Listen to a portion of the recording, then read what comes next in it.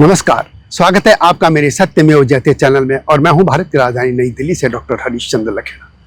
कांग्रेस के सुप्रीम नेता राहुल गांधी अंडमान निकोबार द्वीप समूह गए।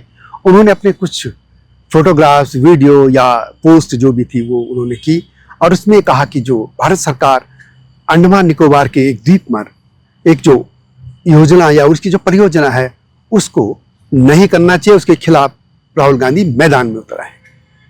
उससे पहले आपको याद होगा कुछ समय पहले, कुछ महीनों पहले सोनिया गांधी ने भी एक आर्टिकल लिखा था और अब वे लोग इसका विरोध तो करें, लेकिन दूसरा एक पक्ष ये भी है कि भारत सरकार उस योजना को बनाएगी।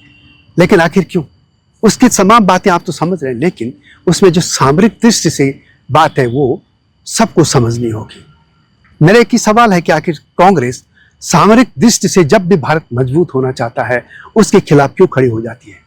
हिमालय बेल्ट में, हिमालय क्षेत्रों में कांग्रेस की सरकारों ने इसलिए सड़कें नहीं बनाई क्योंकि उनको डर था कि चीन अंदर घुस जाएगा, यानी आपको अपनी सेना पर विश्वास नहीं था।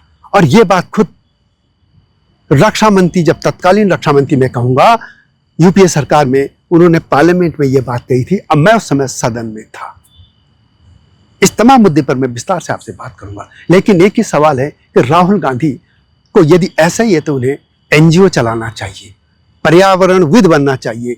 बड़ी बड़ी दाढ़ी लटका के, जैसे तमाम बड़े पर्यावरणवादी हिमालय की ऐसी तैसी करते रहे, दाढ़ी लटका के, सिर पर कपड़े वपड़े बांध के, ऐसे पर्यावरणविद बन के चले जाना चाहिए एनजीओ चलाने। पॉलिटिक्स में बिल्कुल नहीं रहना चाहिए, क्योंकि भारत में या भारत की सीमाएं यदि मजबूत रहेंगी, देश रहेगा, तभी तो पर्यावरण भी रहेगा।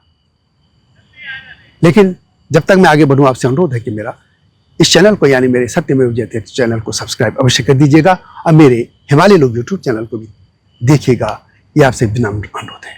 तो बात करते हैं इस पूरी परियोजना की। इस परियोजना को लेकर आपने बहुत कुछ सुन लिया होगा कि ये अंडमान निकोबार के दक्षिण द्वीप में जो है उसमें बन रहा है।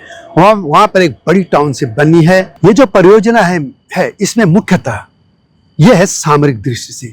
वहां पे एयरपोर्ट भी बनना है, बंदरगाह भी बनना है, बिजली संयंत्र भी बनने हैं, एक टाउनशिप भी डेवलप होनी है। ये पोर्ट पूरी तरह से ये कह सकते हैं कि सामरिक दृष्टि से तो होगा ही, लेकिन आप जो हार्मोस इस समय सुन रहे हैं वहां से जिस तरीके से जहाज गुजरते हैं उसी तरह का चीन का 70-80% जो उसका सामान है, कार्गो, उधर से जाते हैं उसके जहाज। और चीन, आपको याद है कि आर्टिफिशियल द्वीप बनाता रहता है वो इंडोनेशिया और आगे की तरफ। और वहां पर यदि भारत अपनी सक्षम तरीके से मौजूदगी दर्ज कराता है तो इसमें बुरा क्या है? कभी ऐसा ना हो कि कोई उस पर कब्जा कर देगा तो क्या होगा, तब सीनाएं जाती रहेंगी, कैसे होगा? यदि पहले से आप मजबूत रहेंगे और कभी भी चीन यदि इधर हिमालय की तरफ कुछ उल्टे काम करता है तो चीन को वहां घेरा जा सकता है। ये तो एक कॉमन आदमी भी समझ सकता है। लेकिन सवाल है कि हिमालय के क्षेत्र में इन्हें सड़कें क्यों नहीं बनाई थी? सड़कें अटल बिहारी वाजपेयी जी को एक क्रेडिट जाता है, जिन्होंने सीमा तक सड़कें पहुंचाने का काम किया। घर घर या गांव गांव तक जो PMGSY थी, यानी ग्रामीण जो प्रधानमंत्री ग्रामीण सड़क योजना थी, उसके तहत गांव तक सड़कें पहुंचे। उसमें हिमालय को भी कवर किया था, हिमालयी राज्यों को भी। लेकिन कांग्रेस ने क्या किया? सोनिया गांधी खुद 1986 में अंडमान निकोबार के ही एक द्वीप या जो आदिवासी हैं उनके घर में जाती है। लेकिन जब 2004 के आसपास ये सरकार में आती हैं तो उसके बाद जब यूपीए सरकार आती है तो कानून बना लेती हैं कि इन आदिवासियों से कोई मिल नहीं सकता। राजीव गांधी तो वहां हांगकांग की तरह उसे डेवलप करना चाहते थे। हांगकांग बनेगा, सिंगापुर बनेगा, आप देख लीजिए, पुरानी फाइलें ये हैं।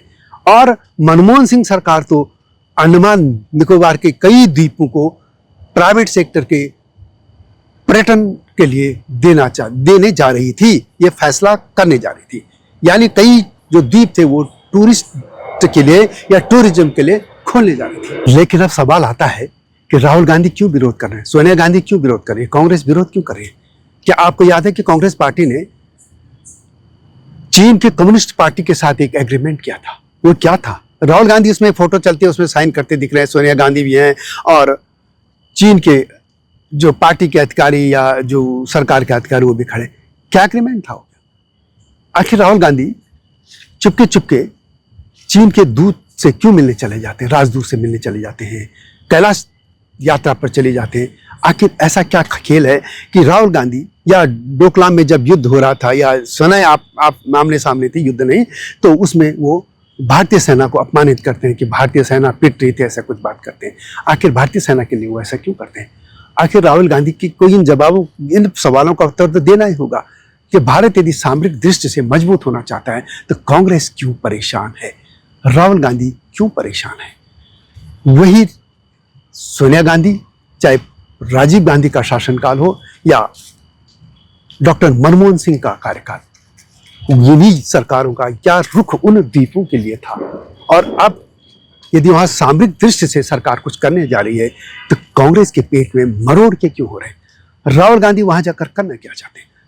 राहुल गांधी को इन सवालों के जवाब तो देने ही होंगे। यह वीडियो कैसे लगी कमेंट में अवश्य लिखें। इस मुद्दे पर अपने विचार जरूर लिखिएगा। आऊंगा इस तरह के मुद्दों के साथ, तब तक नमस्कार।